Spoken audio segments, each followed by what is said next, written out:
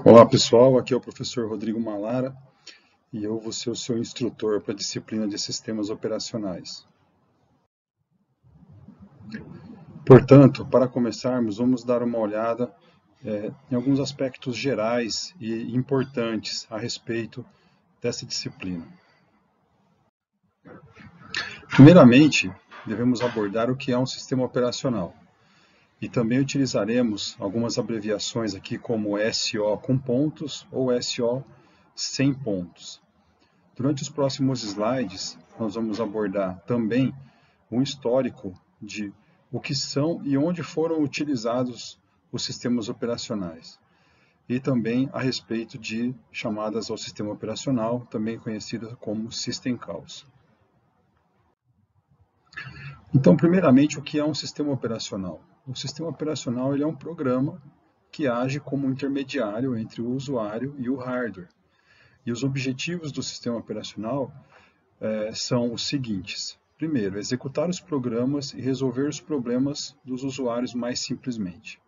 Segundo, tornar o sistema computacional mais conveniente de se utilizar. E terceiro, usar o hardware computacional de maneira mais eficiente. Então, para que seja possível visualizar onde o sistema operacional se posiciona na arquitetura de computadores, primeiro nós temos que entender nessa arquitetura o que é hardware, que é aquela camada que provê recursos computacionais básicos, como CPU, memória, dispositivos de entrada e saída. Nós também vamos classificar como sistema operacional aquela entidade que controla e coordena o uso do hardware pelos vários programas e usuários. Também teremos os aplicativos, que são programas que definem como os recursos computacionais são usados para se desenvolver programas dos usuários. Como exemplos de aplicativos, nós temos compiladores, bancos de dados, jogos, programas empresariais, por exemplo. E também temos nesse diagrama os usuários, que são as pessoas ou até mesmo outros sistemas que utilizam ou que acessam o nosso sistema operacional sob análise. Então aqui nós temos um diagrama com aqueles componentes comentados no slide anterior, onde aqui o nível menor, esse quadrado pequeno embaixo seria o hardware do computador, depois logo acima nós temos o sistema operacional, ele é um pouco maior do que o hardware do computador, porque a ideia é que ele realmente expanda as capacidades do hardware, a gente consiga fazer muito mais coisas e de uma forma muito mais fácil usando o sistema operacional do que utilizando pura e simplesmente o hardware. E depois, em cima do sistema operacional, nós temos as demais aplicações ou demais softwares que rodam em cima do sistema operacional, que aí realmente vão dar um significado e permitir que nós atinjamos nossos objetivos utilizando computadores, com compiladores, editores de texto, bancos de dados e todo tipo de aplicativo, jogos, que você possa utilizar em cima do seu sistema computacional, ou melhor ainda, em cima do sistema operacional. E por último, nós temos os usuários que vão acessar esse sistema computacional como um todo através dos aplicativos, que por sua vez passam pelo SO e depois vão para o hardware do computador. Muito bem. Então, passemos para uma definição um pouco mais formal sobre o que seria um sistema operacional. Primeiro, o sistema operacional ele é um gerenciador de recursos, ele gerencia e aloca recursos do hardware que nós disponibilizamos para esse sistema operacional, como os dispositivos de entrada e saída, processador, memória e até mesmo os próprios softwares que são instalados no sistema operacional. E, como um bônus, nós, usuários, recebemos uma relativa independência do hardware. Ou seja, geralmente as pessoas não estão preocupadas demasiadamente com a marca dos dispositivos que vão adquirir. Se o HD é de uma marca ou de outra, por exemplo, isso não vai fazer com que o sistema operacional deixe de funcionar. E isso geralmente é uma coisa bastante interessante, essa relativa independência do hardware. O sistema operacional ele também atua como um controlador dos programas. Ele controla a execução dos programas dos usuários que executam naquele sistema computacional. Ele decide qual programa executa num certo momento e qual executa em um outro momento. O sistema operacional também fornece um ambiente ou arquitetura estendido. Nós conseguimos fazer mais coisas com o sistema operacional do que sem ele. E o usuário acaba tendo mais poderes sobre o hardware através do sistema operacional. E por último, nós apresentamos um termo que é bastante conhecido na área, que é o núcleo, ou também chamado de kernel, a palavra em inglês, que é o programa que está constantemente em execução e que executa todas as funções acima.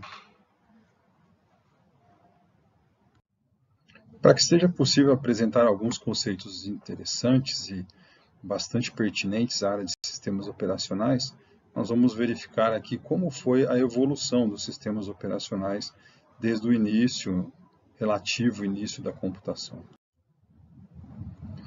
Então, podemos seguramente dizer que a evolução do hardware ela foi influenciada pelos sistemas operacionais e vice-versa. A evolução dos sistemas operacionais também foi influenciada pela evolução do hardware.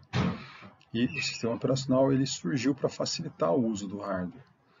Dessa forma, quando nós unimos o sistema operacional ao hardware disponível, nós criamos uma plataforma, uma arquitetura sem a qual atualmente os usuários não conseguem utilizar seus computadores. Através do sistema operacional, criamos algumas metáforas, como arquivos. Até o uso de computadores, arquivos eram físicos, eram cheios de gavetas e papéis dentro deles. Eles não eram conceitos abstratos como nós temos hoje em dia dentro dos computadores.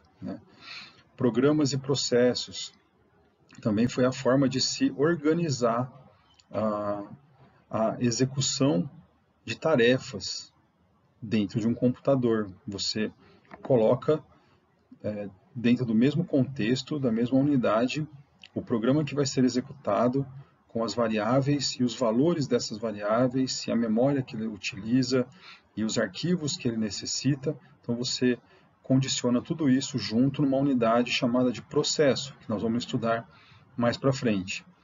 E também uma coisa que facilitou muito a utilização dos sistemas operacionais são as interfaces, texto e interfaces gráficas, que permitem o uso do sistema computacional.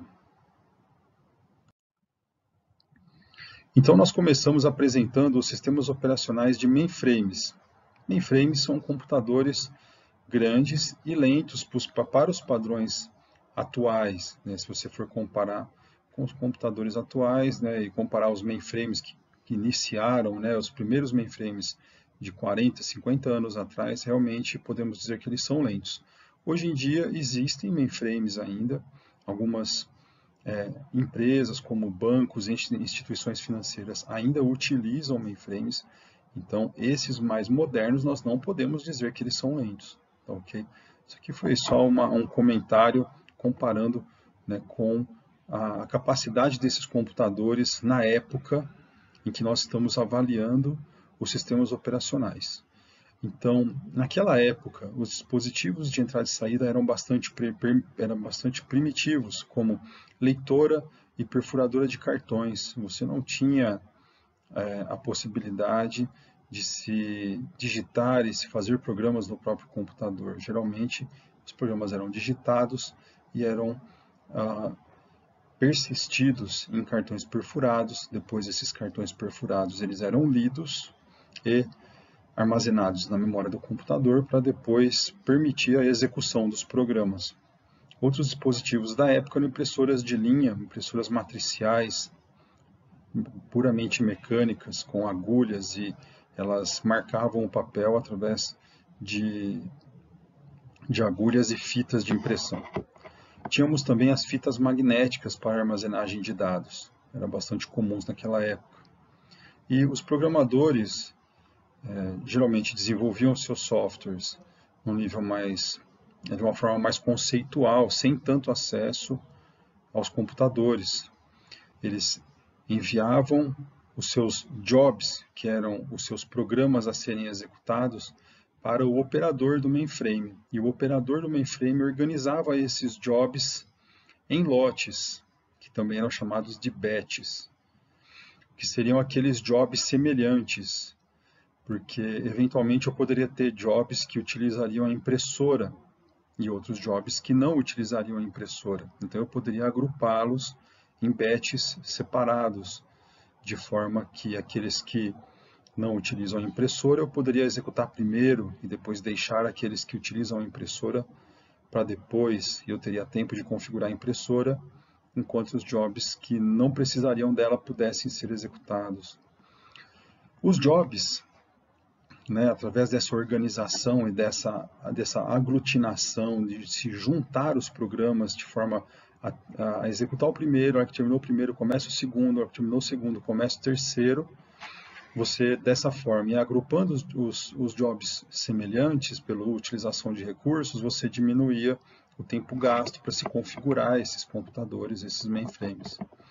E havia uma ausência de interação com o usuário durante a execução do programa. O programa ele trabalhava sem interação com o usuário nessa época. Dessa forma, existiam alguns problemas a respeito, né, desse modelo de computação que era utilizado nessa época. O primeiro deles é que um job só poderia ser executado assim que o outro terminasse. Então ele apenas executava, né, os mainframes, os primeiros mainframes, executavam apenas um job por vez. Dessa forma, com essa execução de apenas um job por vez, isso levava a CPU, ao processador, a ficar bastante ocioso, esperando pelos dispositivos de entrada e saída. Então, sempre que o programa de uma certa pessoa enviava a impressão de alguma informação para a impressora, o processador desse mainframe ele ficava aguardando a impressão de uma determinada linha para poder enviar a segunda linha, aguardava a impressão da segunda linha para enviar a terceira linha e assim por diante. Depois foram se criando memórias temporárias, chamadas de buffers, depois nós vamos estudar isso mais para frente, e elas permitiram que o processador enviasse, por exemplo, 30 linhas para a impressora e a impressora fosse imprimindo uma a uma, e assim que foi liberando o buffer e mandando a 31ª, 32ª e assim por diante. Mas o problema não desaparecia mesmo assim. A CPU ela tinha que ficar aguardando a resposta, né, do dispositivo de entrada e saída, sendo ele uma impressora, seja ele uma leitura de cartões, ou seja ele uma fita magnética, onde eram salvas informações. Então, toda vez que havia a necessidade de se acessar um dispositivo de entrada e saída, havia uma subutilização do processador, ele era menos utilizado. Nessa época, né, surgiram os discos rígidos, bastante utilizados hoje em dia. E os jobs, esses programas que os programadores faziam, que iam executar um após o outro, eles deixaram de ser armazenados apenas em cartões perfurados. Então, dos cartões perfurados, eles eram carregados e salvos em disco, né? E com isso, possibilitou a execução dos jobs em lote, em batch. Então, eram carregados, por exemplo, 10 programas de 10 conjuntos de cartões perfurados. Esses 10 programas iam se tornar 10 arquivos no disco rígido, e aí não era necessário que o operador ficasse alimentando o sistema computacional sempre que um programa, com cartões, sempre que um programa terminava. Então ele podia alimentar com todos os cartões e deixar o processamento ocorrer durante a noite, por exemplo. Então isso já foi um ganho, né? Um ganho necessário aí para aumentar a independência aí do sistema computacional em relação ao operador. Uma outra questão com o surgimento dos discos rígidos eram as saídas dos jobs. Eles não precisavam ser diretamente impressos, né? E aí a CPU ficava lá mandando linha por linha para a impressora e demorando bastante para imprimir. Eles passaram a ser salvos no disco rígido e depois apenas aqueles apenas aqueles jobs que eram necessários serem impressos, aí sim eles eram impressos para serem levados para os departamentos ou para a análise, né, da execução. Com isso, você poderia ter dois tipos de computadores conectados no sistema. Você teria o computador mais caro e mais poderoso, que faria a execução dos jobs, e um computador mais simples e mais barato, que pegaria o resultado dos jobs que ficavam salvos no disco rígido e imprimiriam esses resultados. Então você tinha uma máquina bem mais barata e mais lenta, responsável por apenas pegar arquivos do disco rígido com o resultado dos jobs e mandar para a impressora. Então, essas mudanças foram sendo implementadas. Essa maneira de trabalhar, essa utilização do disco rígido como um meio temporário de armazenamento para posterior processamento de um dispositivo de entrada e saída, né? Você pegar o conteúdo de um job, o resultado de um job, salvar no disco e do disco ir para a impressora, tá? Isso foi chamado na época de spool, né? A sigla está aqui, Simultaneous Peripheral Operation Online. Então, aqui é a utilização simultânea de periféricos online. Então, esse é o surgimento do spool. Hoje em dia nós conhecemos o spool como o spool de impressão, por exemplo, né? Então toda impressão passa pela fila de impressão, e essa fila de impressão ela é um spool, né? Um spool de impressão. Então, aqui é o surgimento dessa terminologia aí. Com a evolução dos mainframes, nós tivemos a utilização do sequenciamento automático de jobs. Então, os jobs eram carregados no spool, ficavam prontos para execução no disco rígido do mainframe. À medida que um job termina, o outro começa. Então, isso permitiu que utilizássemos mais eficientemente, né, os periféricos e o processador, né, e assim como já foi falado no slide anterior. Com isso, nós temos o primeiro sistema operacional rudimentar. Ele era responsável apenas por pegar jobs ou programas que estavam prontos para serem executados, colocar em execução e depois salvar o seu resultado e pegar o próximo job. Então, a partir desse momento, surge a figura do sistema operacional na memória dos computadores. Então, nesse diagrama você pode ver que nós temos aqui o sistema operacional no topo e embaixo, né, uma área de programas do usuário. Então, os nossos programas, ou os programas dos desenvolvedores, eram executados nessa área de memória. Então, a partir desse momento, também a memória não está mais 100% disponível para o sistema operacional, então 100% disponível para os nossos programas. Então, ele acaba havendo a necessidade de se dividir o uso da memória, né? Então, esse monitor ou o sistema operacional rudimentar ficava residente o tempo todo, ele carregava o job, iniciava a execução do job, transferia o controle para que o job controlasse o computador e executasse tudo que era necessário, e quando terminava o job, o monitor voltava a funcionar. Tá? Ele voltava para poder escolher, né, salvar o resultado e escolher o próximo job que seria executado. Então, esse aqui seria o primeiro layout de memória de um mainframe das primeiras gerações. Depois, né, com a evolução tanto do hardware quanto da necessidade e da utilização de software pelo usuário, né, a percepção dos pesquisadores a respeito do uso dos recursos computacionais, julgou-se interessante, né, aumentar a quantidade de memória disponível no sistema operacional e, ao invés de se manter apenas um programa em execução, a ideia é permitir que vários programas estivessem presentes na memória do sistema operacional ao mesmo tempo. Então, aqui nesse layout de memória, como vocês podem ver aqui, nós temos o sistema operacional ocupando uma parte da memória RAM. O job 1, uma segunda parte, job 2, 3 e 4, né, ocupando cada uma parte da memória RAM desse sistema multiprogramado. Então, houve, né, uma razão para essa divisão, né? Primeiro, memória RAM começou a ficar mais disponível, né? Começou a ter mais memória e possibilitando ter vários programas em execução ao mesmo tempo, além do próprio sistema operacional.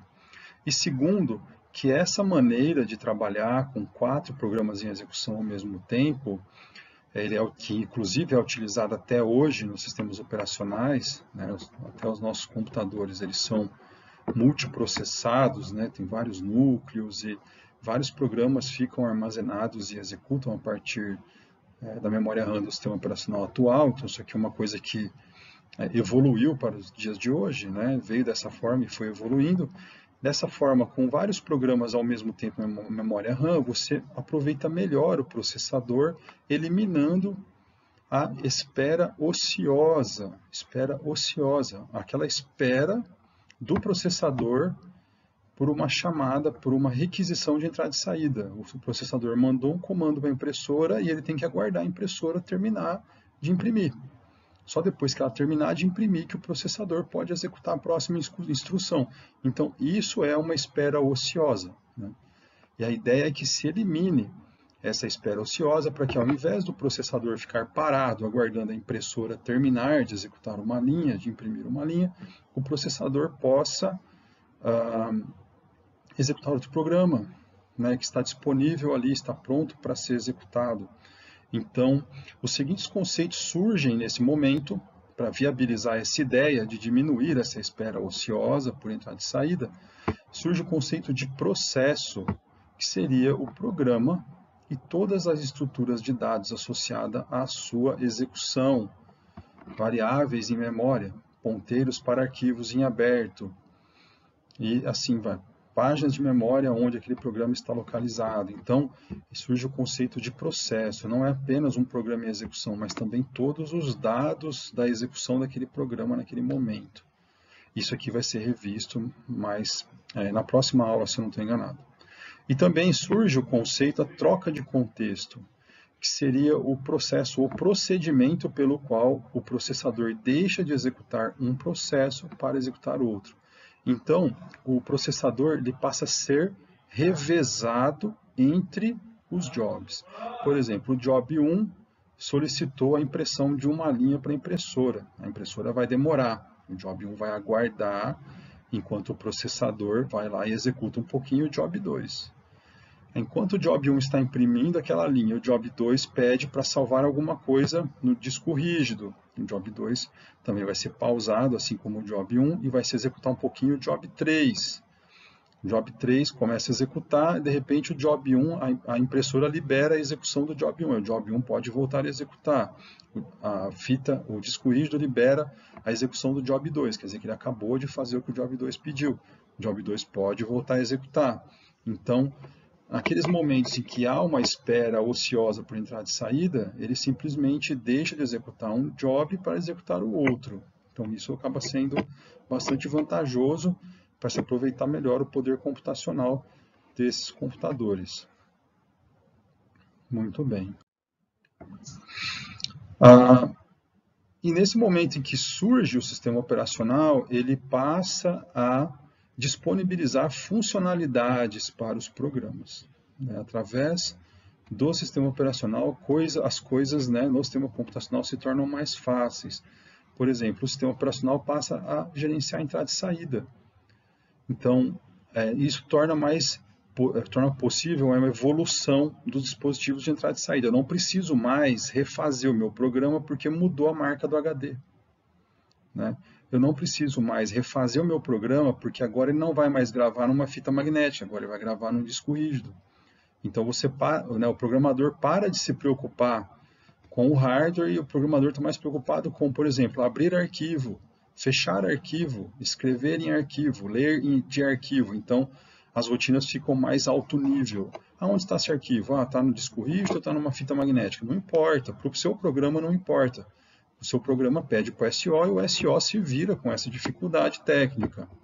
Tá? Uma outra coisa é o gerenciamento de memória. O sistema operacional ele consegue colocar o seu programa numa certa posição de memória e manter aquela posição de memória protegida para que outro programa não o utilize. e assim por diante. Agendamento de CPU, né? O sistema operacional começa a escolher em que momento ele vai executar um determinado programa, baseado na possibilidade daquele programa ser executado ou não. O programa está aguardando para entrar de saída? Ah, está, então ele não pode ser executado.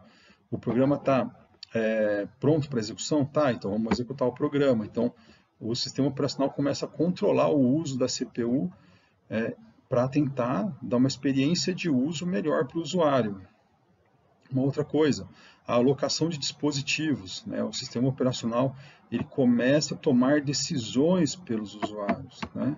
Ele começa a tomar decisões, assim, ó, agora eu vou executar esse programa em detrimento daquele, agora eu vou colocar esse job para executar em detrimento daquele. Então, o SO começa, né, a ter uma lógica própria para tomar essas decisões sem que o usuário tenha que se manifestar e que de forma que o SO consiga tomar a melhor decisão com as informações disponíveis.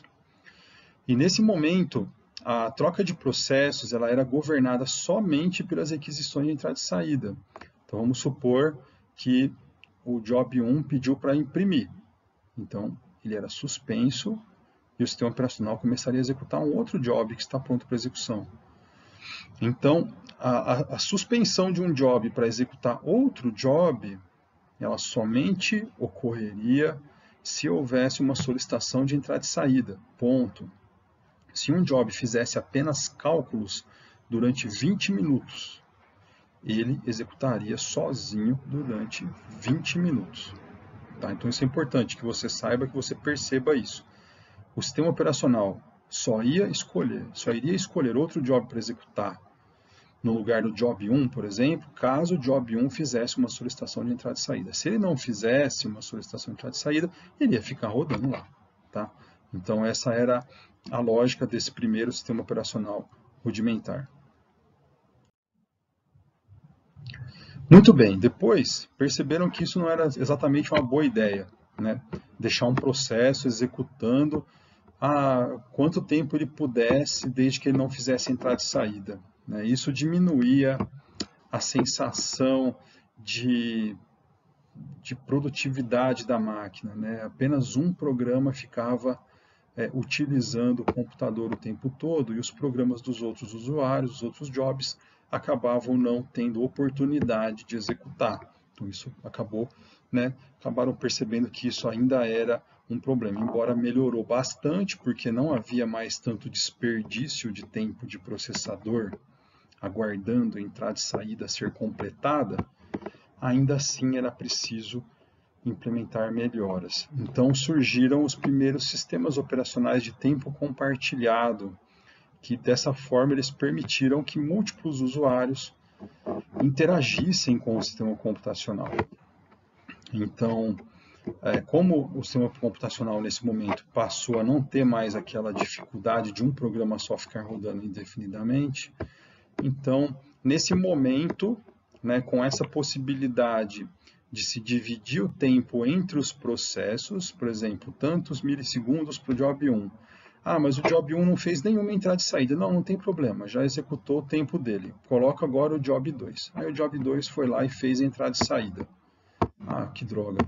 Saiu então o job 2. Aí o job 3 entrou e não fez entrada e saída, mas aí acabou o tempo do job 3. E aí ele para de executar. Com isso, você começa a permitir que haja um uso interativo do computador, porque ele começa a se preocupar, né, se ele está dando atenção a todos os jobs, né, em execução. Ele não vai se dedicar unicamente para processar um job, ele vai processar um pouquinho cada job ou um pouquinho cada processo.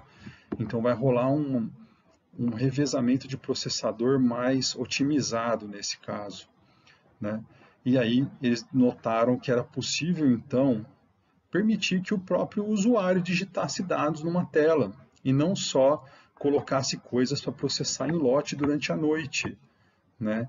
Se você começar a permitir a interação do usuário final com a aplicação através de uma tela, campos, botões e coisas assim, menus, né?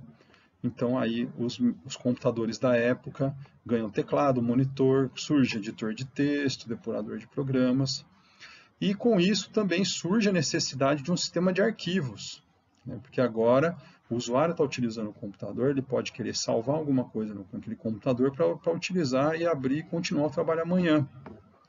Então surge a necessidade do sistema de arquivos. Isso aqui nós já estamos no início, para o meio da década de 70. Então aqui nesse slide, pessoal, nós temos duas coisas muito grandes acontecendo. Primeiro, a necessidade de um sistema de arquivos. Você ter um sistema operacional que suporte arquivos, né, salvar e manter arquivos dos usuários. O segundo ponto bastante importante dessa parte da disciplina é que surge a necessidade de se dividir o tempo da CPU entre os processos.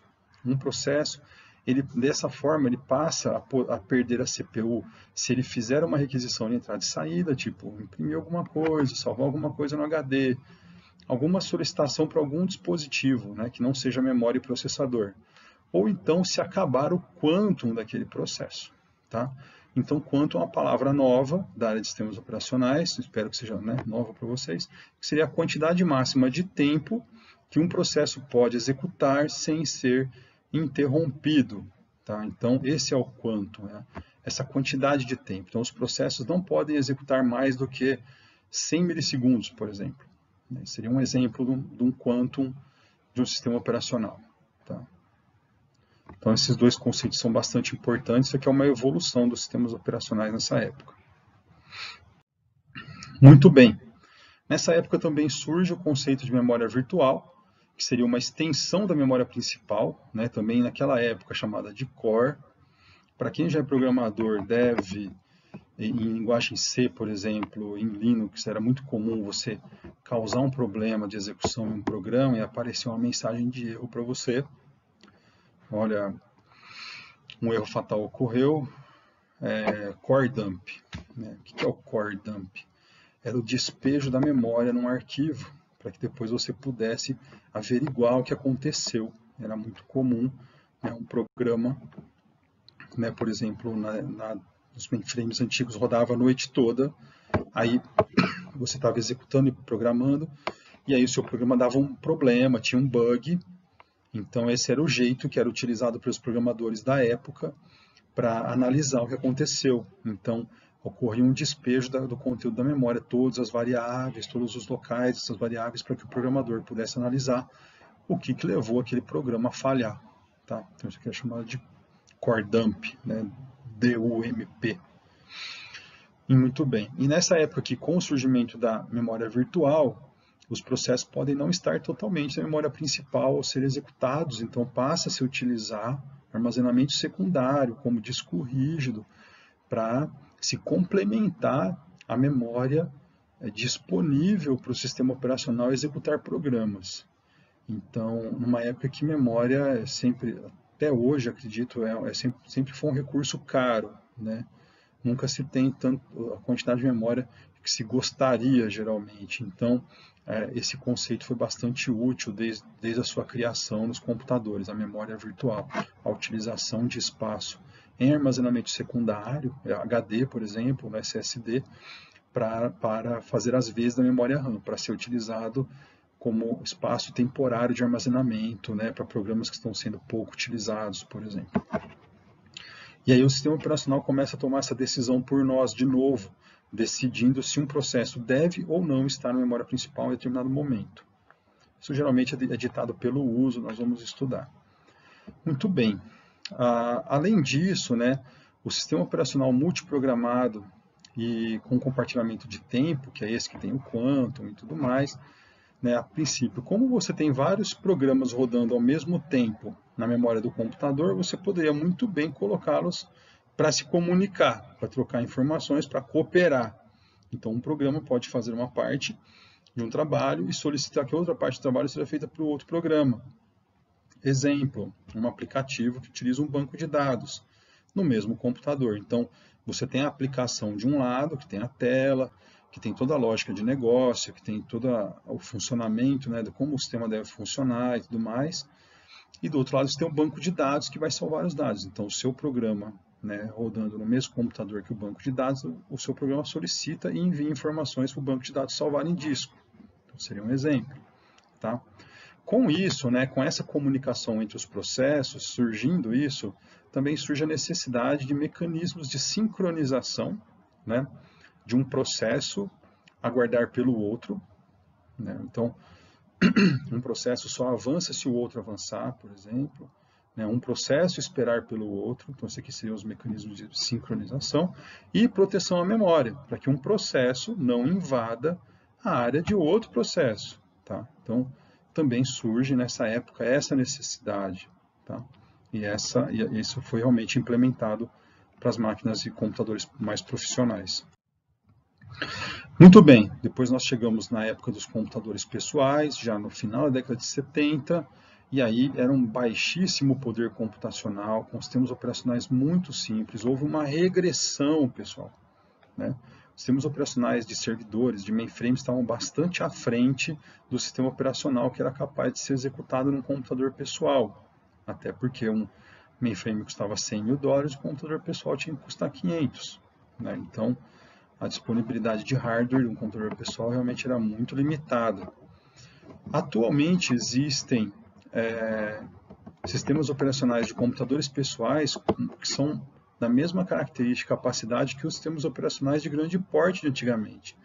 Então, hoje em dia, o computador pessoal evoluiu tanto que o sistema operacional de um computador pessoal é tão avançado ou mais avançado do que os que existiam antigamente nos computadores, né, de grandes empresas, né?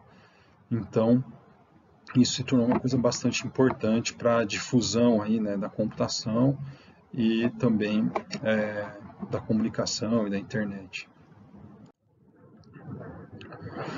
E o sistema operacional de computadores pessoais, eles tinham que ter algumas características, eles têm que ser convenientes ao usuário, amigáveis, né? Isso não ocorria com o sistema operacional de mainframe, por exemplo.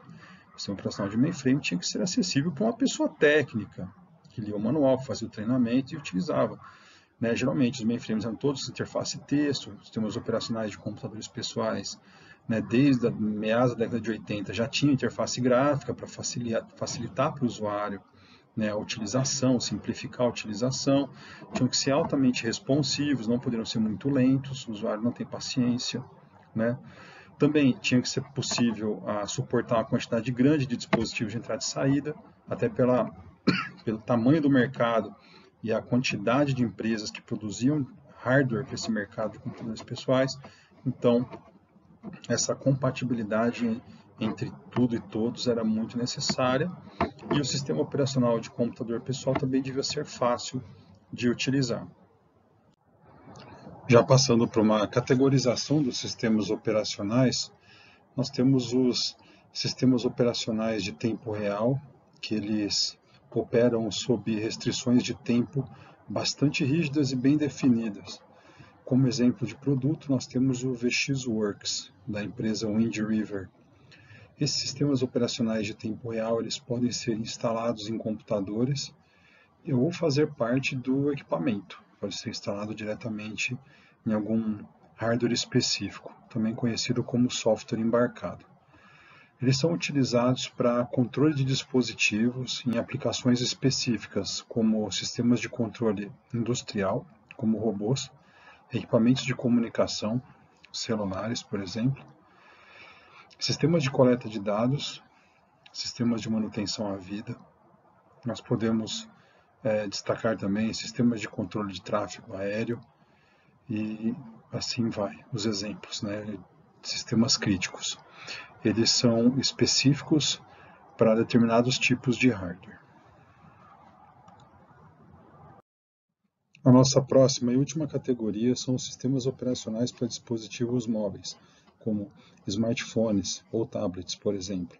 Geralmente, esses sistemas operacionais são específicos para dispositivos em plataforma ARM, processadores ARM.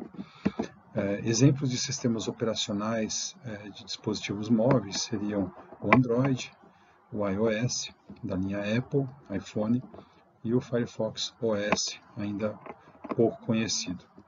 Eles sofrem dos mesmos problemas que os sistemas operacionais de computadores pessoais sofriam no início, que seria a falta de recurso computacional para executar.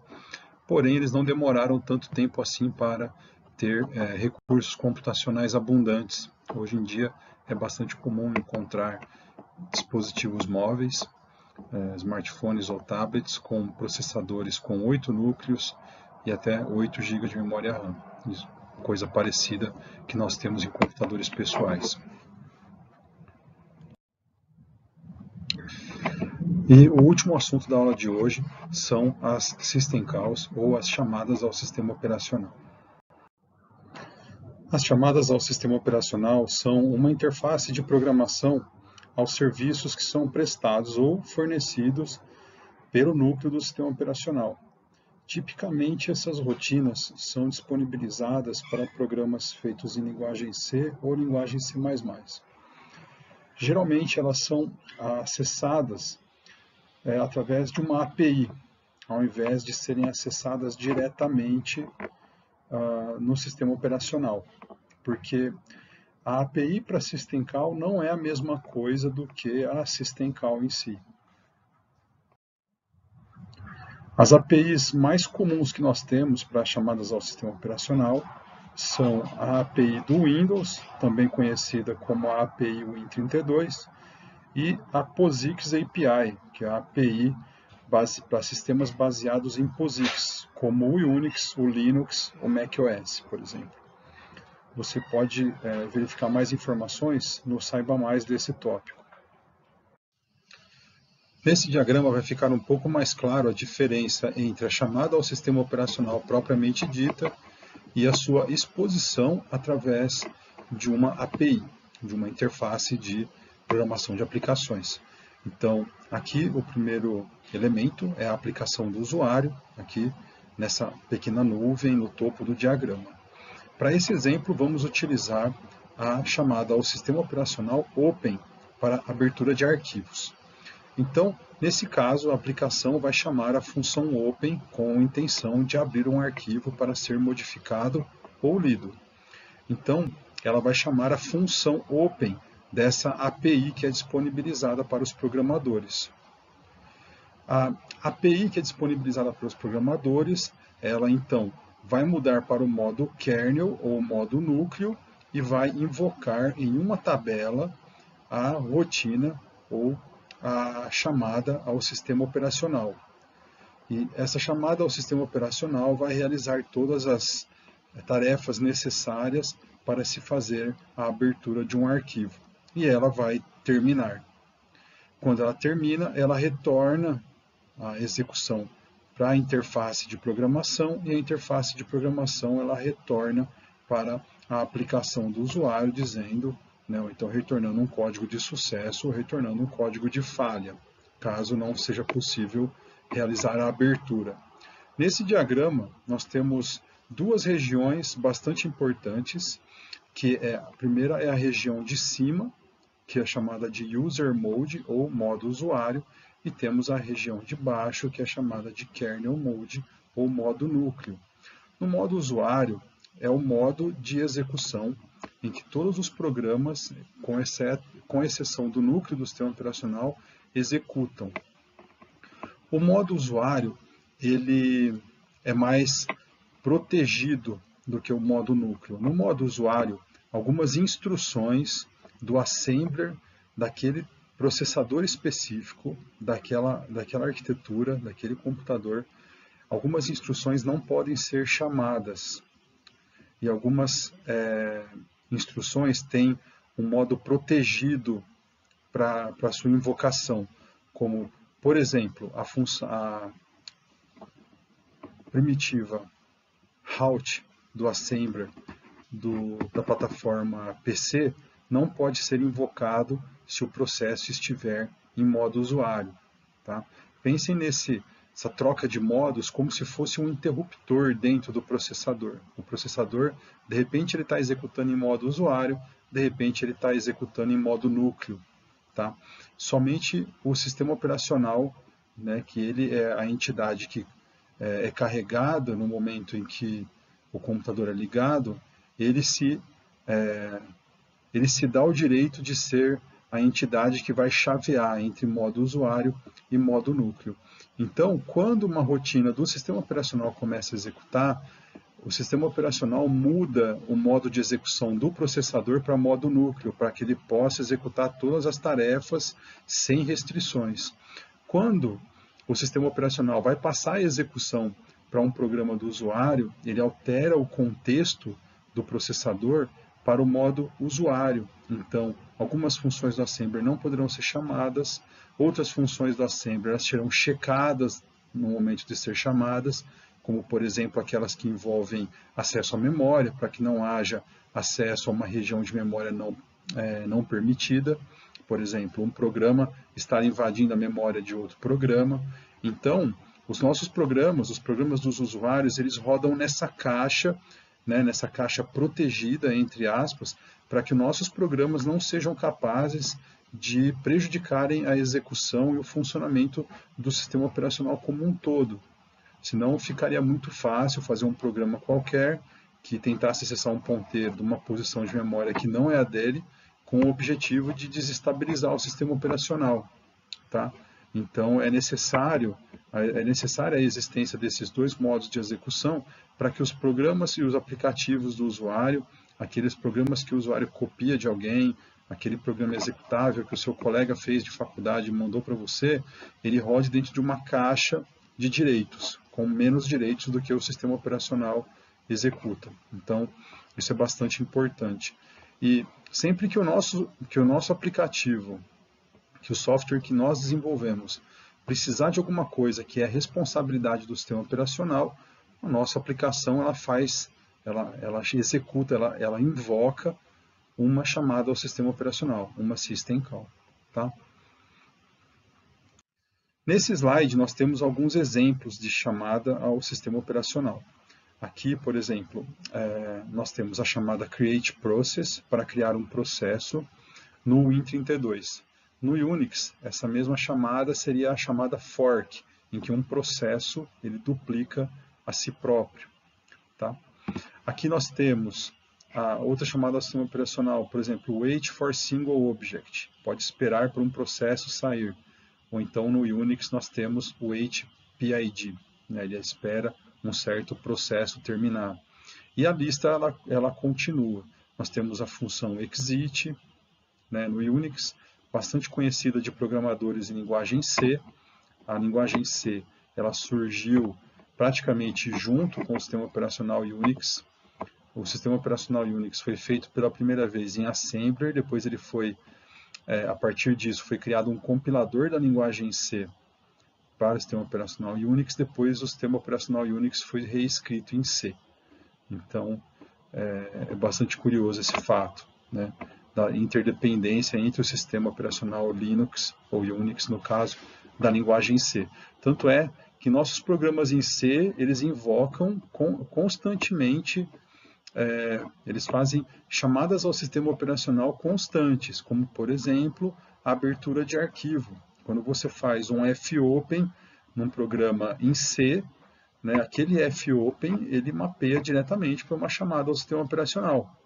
Quando o seu programa em C faz um fwrite, que seria escrever em um arquivo, ele mapeia diretamente para outra chamada ao sistema operacional que vai gravar dados em um arquivo.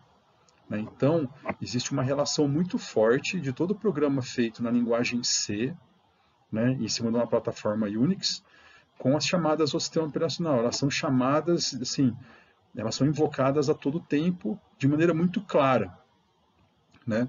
Então, é bastante curioso, né, analisar um programa em linguagem C por essa ótica, né? Vocês podem verificar até através dessa lista de chamadas que nós temos aqui.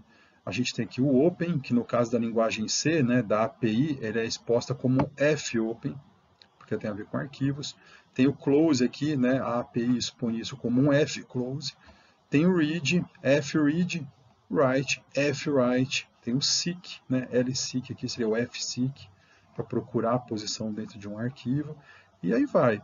As chamadas ao sistema operacional no Unix também são invocadas a partir do shell, que seria o modo texto, né, que a pessoa acessa para poder fazer a solicitação de tarefas para o sistema operacional. Por exemplo, criar um diretório, copiar um arquivo, né, Copiar um arquivo nem tanto, mas criar um diretório, por exemplo, ou remover um diretório, remover um arquivo, são chamadas diretas ao sistema operacional. Você está invocando diretamente uma função que é obrigação do sistema operacional fazer isso. Tá? Essas funções também existem no Windows, são sistemas operacionais da mesma forma, é um sistema operacional da mesma forma, o Windows. Né? Então aqui tem o read file, o write file, set file pointer, né? As chamadas são um pouco mais legíveis, porque essa API Win32 não é a API original do Windows. Ela foi reprojetada e refeita quando foi criado o Windows NT. Então ela tem uma maneira mais clara de deixar, de colocar as suas funções, né? Fica mais claro saber o que cada função faz, no momento em que não havia somente 8 caracteres para se nomear, para se dar nomes a funções ou a arquivos, por exemplo. Muito bem, pessoal. Então, a princípio, nessa aula, nós abordamos muitos conceitos novos que nós vamos expandir, nós vamos retornar esses conceitos novamente nas próximas aulas, né, elaborando um pouco mais, alguns deles principalmente. Então aqui eu deixei listado, né, os conceitos importantes que nós endereçamos, como núcleo ou kernel, jobs e batches, né, sendo job a unidade e batch seria o conjunto de jobs, né, que seriam trabalhos que vão ser executados offline, sem ninguém estar utilizando o computador diretamente. O spool, né, que é aquela funcionalidade que permite armazenar temporariamente no disco um trabalho que vai ser enviado ou para uma impressora, por exemplo. Né? O termo espera ociosa, aquela espera que o processador realiza quando um dispositivo de entrada e saída está sendo invocado e não tem nada mais para executar. O conceito de processo, que é um programa de execução e todas as informações e código binário e tudo mais estão juntos. Troca de contexto é quando a troca de um programa pelo outro, né, na execução, né, começa a executar um programa, troca o contexto, começa a executar o outro, troca o contexto, começa a executar outro. Quantum é um termo bastante importante dessa aula, que é aquela quantidade de tempo que cada processo tem para executar, eles não devem exceder essa quantidade de tempo. System call, né, a chamada ao sistema operacional, que é rotinas que são obrigações que o sistema operacional tem para realizar, como iniciar um processo, terminar um processo, criar um diretório, remover um diretório, criar um arquivo, remover um arquivo. Então, são as funções básicas que todo sistema operacional desempenha. E falamos também sobre o modo usuário e o modo núcleo, que são dois modos de execução do processador, para que os nossos programas fiquem restritos, né, num modo de execução mais restrito, que eles não possam prejudicar a execução dos demais programas e nem do sistema operacional, e o modo núcleo, que é o modo que o próprio sistema operacional executa para que ele possa desempenhar todas as suas funções administrativas dentro do seu computador. Mas é isso então, pessoal. Eu vou ficando por aqui e a gente se fala no próximo módulo. Um grande abraço, até.